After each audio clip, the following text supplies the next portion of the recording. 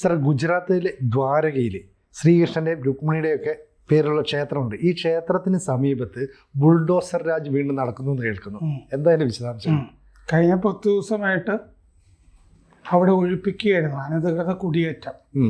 ദ്വാരക നല്ലൊരു തീർത്ഥാടന കേന്ദ്രമായി ഹിന്ദുക്കൾ കരുതുന്ന സ്ഥലമാണ്. അതെ. അവിടെ പക്ഷെ ഒരുപാട് ഈ മുസ്ലിം അനധികൃത കുടിയേറ്റം വളരെ വർഷങ്ങളായിട്ട് നടക്കുന്നുണ്ടായിരുന്നു. ഈ ക്ഷേത്രങ്ങളുടെയൊക്കെ ചുറ്റുമുള്ള കടകൾ, ചേരി പോലുള്ള വീടുകളും ഒക്കെ ഉണ്ടായിരുന്നു. അപ്പോൾ ഇതിൻ്റെ ഓപ്പറേഷൻ തുടങ്ങിയ സമയത്ത് ഇവിടെ നമ്മൾ ABC ചർച്ച ചെയ്തിട്ടുള്ളതാണ്. ഇപ്പം എന്താണെന്ന് വെച്ചാൽ ഈ പലസ്തീൻകാരുടെ ഒരു വെബ്സൈറ്റിൽ കഴിഞ്ഞ ദിവസം കണ്ടു, ഇന്ത്യയിൽ കഴിഞ്ഞ 8 ദിവസത്തിൽ 350 മുസ്ലിം വീടുകൾ തകർത്തു ഇന്ന് ഉണ്ടായിരുന്നു എന്ന് അവർ അതിൻ്റെ അകത്ത് ഗുജറാത്ത് നിന്നോ ദ്വാരക എന്നൊന്നും പറഞ്ഞിരുന്നില്ല. പക്ഷെ ഇങ്ങനെ പറഞ്ഞത് കൊണ്ടും ഈ വീടുകളുടെ എണ്ണം പറഞ്ഞുകൊണ്ടും ഏതാണ്ടൊക്കെ കൃത്യമായിട്ട് വരുന്നുണ്ട്.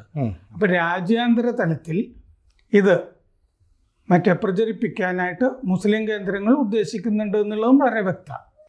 ദേവഭൂമി ദ്വാരക എന്ന് പറഞ്ഞ ജില്ലയിൽ ആണ് ബെത്ത് ദ്വാരക എന്ന് പറയുന്ന ദ്വീപ്. അവിടെയാണ് ഈ ശ്രീകൃഷ്ണന്റെ രാജധാനിയൊക്കെ ഉണ്ടായിരുന്നു. ഈ കുചേലൻ അവലും ഒക്കെ ആയിട്ട് വന്നു എന്നൊക്കെ പറയുന്ന സ്ഥലം ഈ രാജധാനിയിലേക്കാണ് അല്ലേ? അതെ. അപ്പൊ അത് ഇപ്പോ കടലിന്റെ അടിയിലുണ്ട് ദ്വാരക. അതിന്റെ ചിത്രങ്ങളും ഒക്കെ ഗവേഷകർ കണ്ടെടുക്കുകയും ഒക്കെ ചെയ്തിട്ടുണ്ട്. അവിടെ ഉണ്ടായിരുന്ന കുറെ ഭാഗങ്ങളും ഒക്കെ. മോദി കഴിഞ്ഞ കൊല്ലം ഈ സ്ഥലം സന്ദർശിക്കുകയൊക്കെ ചെയ്തിരുന്നല്ലോ. ഒരു മയിൽപീലി ഓർമ്മയ്ക്ക് അവിടെ കൊണ്ട് സമർപ്പിക്കുകയും ചെയ്തിരുന്നു.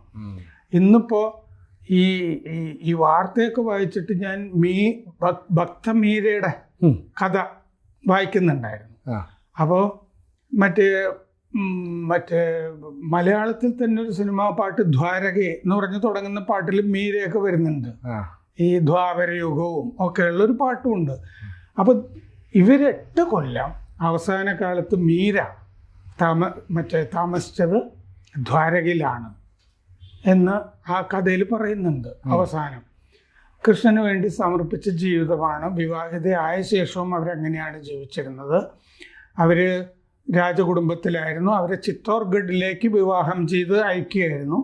അവിടെ കൊട്ടാരത്തിൻ്റെ വളപ്പിൽ ഒരു കൃഷ്ണക്ഷേത്രം പണിയണമെന്ന് ഭർത്താവ് എന്തെങ്കിലും വേണമെന്ന് ചോദിച്ചപ്പോൾ ഇതാണ് ആഗ്രഹം എന്നവർ പറഞ്ഞിരുന്നു. അവർ ഈ കൃഷ്ണ വിഗ്രഹത്തിൽ ലയിച്ചു ചേരുകയാണ് ഉണ്ടായത് ഈ ദ്വാരകയിലെ. അങ്ങനെയാണ് അവരുടെ കഥയുടെ അവസാനം വരുന്നത്.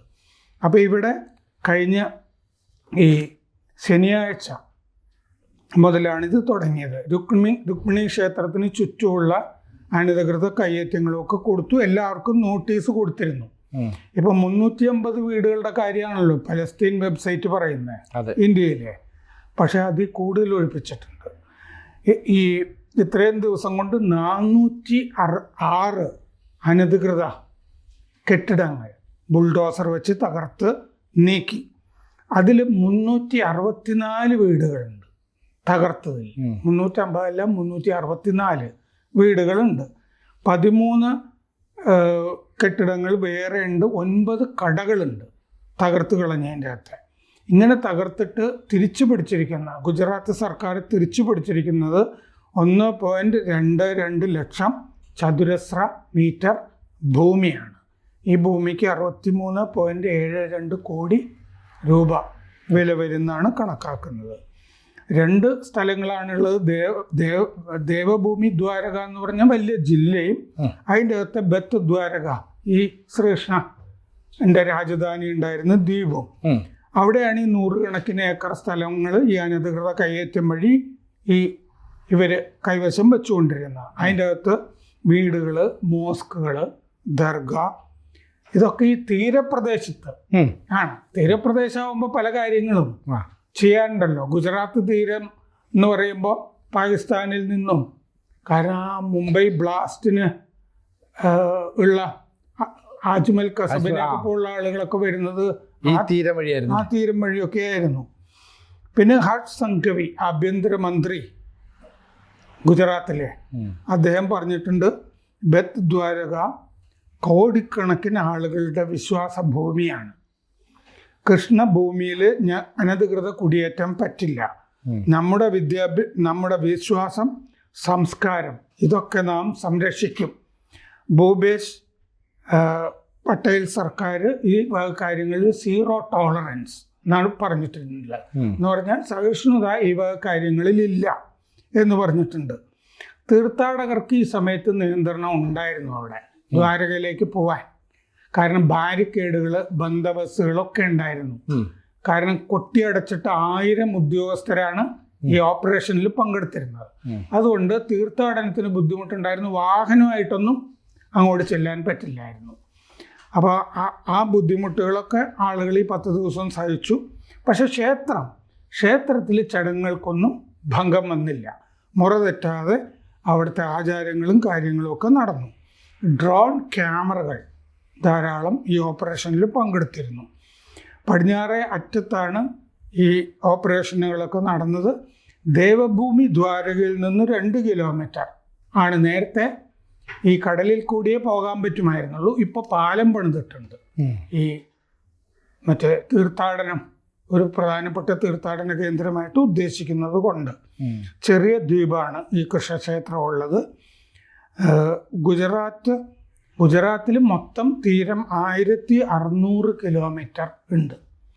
അപ്പോൾ 1600 കിലോമീറ്റർ സ്ഥലം ഇങ്ങനെ ഈ അനധികൃത കുടിയേറ്റക്കാരെല്ലാം ചേർന്ന് വേറെ കാര്യങ്ങൾക്കായിട്ട്, കാരണം ഈ ഡ്രഗ് ഒക്കെ ഒരുപാട് അവിടെ നിന്ന് പിടിച്ചിട്ടുണ്ടല്ലോ. 1600 കോടിയുടെ ഒക്കെ ഒരു ഘട്ടത്തിൽ പിടിക്കുകയൊക്കെ ചെയ്തിരുന്നു.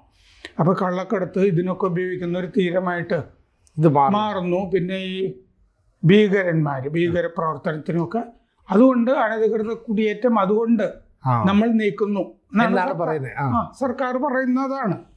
അതുകൊണ്ട് ആ തീരം വലിയ വെല്ലുവിളിയായിട്ട് ഗുജറാത്ത് സർക്കാരിന് മാറിയിരുന്നു. 2022 ഇത് ഒഴിപ്പിക്കാനുള്ള നടപടി തുടങ്ങിയിരുന്നു. ചരിത്രത്തിലെ ഏറ്റവും വലിയ ഒഴിപ്പിക്കലുകളിലൊന്ന് എന്നാണ് സർക്കാർ പറയുന്നത്. കാരണം ഇതിനു മുമ്പ് സോംനാഥ് ക്ഷേത്രം, അതും പിന്നെ പോർബന്തറും ആ 2 സ്ഥലത്തെയും കുടിയേറ്റങ്ങൾ ഒഴിപ്പിച്ചിരുന്നു. 3ാമത്തെ സ്ഥലമായിട്ടാണ് ദ്വാരക വരുന്നത്. അപ്പോൾ പൊതുവെ അവിടെ ഈ സുഡാപ്പി കുടിയേറ്റം കൈകാര്യം ചെയ്തു വരുന്നു എന്നുള്ള അർത്ഥം. അത് കഴിഞ്ഞാണ് ബത്ത് ദ്വാരകയിലേക്ക് വന്നിരുന്നത്. ബത്ത് ദ്വാരകയിൽ തന്നെ ബാൽപർ മേഖലയിലാണ് ഇപ്പോൾ ഓപ്പറേഷൻ നടന്നത്. ആവൽപര, ശാന്തിനഗർ തുടങ്ങിയ മറ്റ് സ്ഥലങ്ങളിലൊക്കെ ഇത് നടക്കുന്നുണ്ട്. 7 ദ്വീപുകൾ ആണ് ദേവഭൂമി ദ്വാരകയിൽ ഈ ജനവാസമുള്ളത്. ഇപ്പോൾ ഈ അനധികൃത കയ്യേറ്റം ഒഴിപ്പിച്ചിട്ടുള്ളത്. മൊത്തത്തിൽ 21 ജനവാസമില്ലാത്ത ദ്വീപുകളുണ്ട് ഈ ദേവഭൂമി ദ്വാരക ജില്ലയിൽ. 36 മോസ്കുകൾ, 7 ദ്വീപുകളിലും കൂടിയിട്ട് 36 മോസ്കുകൾ ഉണ്ടായിരുന്നു. മോസ്കുകളും മറ്റ് സ്ട്രക്ചേഴ്സും ഉണ്ടായിരുന്നു. കടകൾ, പിന്നെ കരാച്ചുസ്ന, മിദാച്ചുസ്ന തുടങ്ങിയ ഭാഗങ്ങളിൽ 15 അനധികൃത കെട്ടിടങ്ങൾ ഉണ്ടായിരുന്നത് പൊളിച്ചിട്ടുണ്ട്. ഈ അഷാബ, ധോര്യോ, ദസ്ദാബോ, സംയാനി, ഭൈദ ഇങ്ങനെ ആണ് 7 ദ്വീപുകൾ. ഈ ആകെ 21 ദ്വീപുകളിൽ ഉണ്ട്. അതിൽ ബാക്കിയൊക്കെ ജനവാസമില്ലാത്ത സ്ഥലങ്ങളാണ്. പിന്നെ നമ്മുടെ ഡിഫൻസ് ഇല്ലേ, പ്രതിരോധ വകുപ്പ്, പട്ടാളത്തിൻ്റെയൊക്കെ സേനകളുടെ ഭാഗത്തു നിന്ന് നോക്കുമ്പോഴും ഈ ഗുജറാത്ത് തീരം, ഈ ദ്വാരക ഒഴിപ്പിക്കേണ്ടത് അത്യാവശ്യമായിരുന്നു എന്നാണ് പറയുന്നത്. കാരണം പാകിസ്ഥാനിൽ നിന്നുള്ള നുഴഞ്ഞുകയറ്റമൊക്കെ ഉണ്ടാകുന്ന സ്ഥലമാണത്. അപ്പോൾ എന്തായാലും നമ്മളിപ്പോൾ അത്തരത്തിലൊരു ഓപ്പറേഷനായിട്ട് മുന്നോട്ട് പോകുന്നത് ഈ പറയുന്ന ആസൂത്രണം നടത്തുന്ന ഭീകരവാദികൾക്ക് വലിയൊരു തിരിച്ചടിയാണ് എന്ന് പറയാം അല്ലേ? കാരണം അവരുടെ ഒരു തീരപ്രദേശം കേന്ദ്രീകരിച്ചുള്ള ഓപ്പറേഷൻ അല്ലേ നടത്തിക്കൊണ്ടിരുന്നത്? അത് മാത്രമാണെന്ന് എനിക്ക് തോന്നുന്നില്ല. നമുക്ക് ചില കാര്യങ്ങൾ പറയാൻ പറ്റില്ല. കാരണം എന്താണെന്ന് വെച്ചാൽ ഈ ഡെമോഗ്രഫി മാറ്റുന്ന പരിപാടി നമ്മൾ പറയാറുണ്ട്. അതെ അതെ. ഇതിലിപ്പോൾ ചെയ്തിരിക്കുന്നത് എന്താണ്, നമുക്ക് ഈ കാശി, മധുര ഒക്കെ പോലെ തന്നെ പ്രധാനപ്പെട്ട ഒരു സ്ഥലമാണല്ലോ ദ്വാരക. ഹിന്ദുക്കൾക്ക് ദ്വാരകയും. അതെ അതെ. കാരണം കടലിന്റെ അടിയിൽ അങ്ങനെ ഒരു കൊട്ടാരമുണ്ട്, രാജധാനി ഉണ്ട് കൃഷ്ണന്റെ. അതിന്റെ ചിത്രങ്ങളും ഒക്കെ അവൈലബിൾ ആണല്ലോ. അതെ. വലിയ ഗവേഷണങ്ങളൊക്കെ ASIയുടെ നേതൃത്വത്തിലും ഒക്കെ നടന്നിട്ടുള്ളതാണ്. അപ്പൊ അങ്ങനത്തെ ഒരു സ്ഥലത്ത് ആ ക്ഷേത്രങ്ങൾക്ക് ചുറ്റും അനധികൃത കയ്യേറ്റം എന്ന് പറഞ്ഞു കഴിഞ്ഞാൽ അത് ആസൂത്രിതമാണത്. ഹിന്ദുക്കളുടേതായ ക്ഷേത്ര സങ്കേതങ്ങൾ നമ്മൾ പിടിക്കണം എന്ന് ആസൂത്രിതമായി തീരുമാനിച്ച് ചെയ്യുന്ന പരിപാടികളാണത്. അത് മനസ്സിലാക്കാതെ അല്ലല്ലോ ഗുജറാത്ത് സർക്കാർ ചെയ്യുന്നത്. ഇനിയിപ്പോൾ എന്താന്ന് വെച്ചാൽ ഒരുപാട് കാര്യങ്ങൾ ഈ ദ്വാരക വളർത്തിയെടുക്കാൻ വേണ്ടി കൃഷ്ണ രാജധാനി എന്താ ചെയ്യാൻ പോകുന്നതെന്ന് വെച്ച് കഴിഞ്ഞാൽ ഈ അന്തർവാഹിനിയിൽ മോദി പോയല്ലോ മയിൽപ്പീലി വെച്ച രാജധാനി, അങ്ങനെ തന്നെ ടൂറിസ്റ്റുകൾക്ക് പോയി രാജധാനി കാണാവുന്ന ഒരു തീർത്ഥാടനം അതാണ് ദ്വാരകയിൽ ചെയ്യാൻ പോകുന്നത്. കൂടുതൽ വാർത്തകളും വിശേഷങ്ങളും നിങ്ങളിലേക്ക് എത്താൻ ABC മലയാളം സബ്സ്ക്രൈബ് ചെയ്യുക, ബെൽബട്ടനും അമർത്തുക.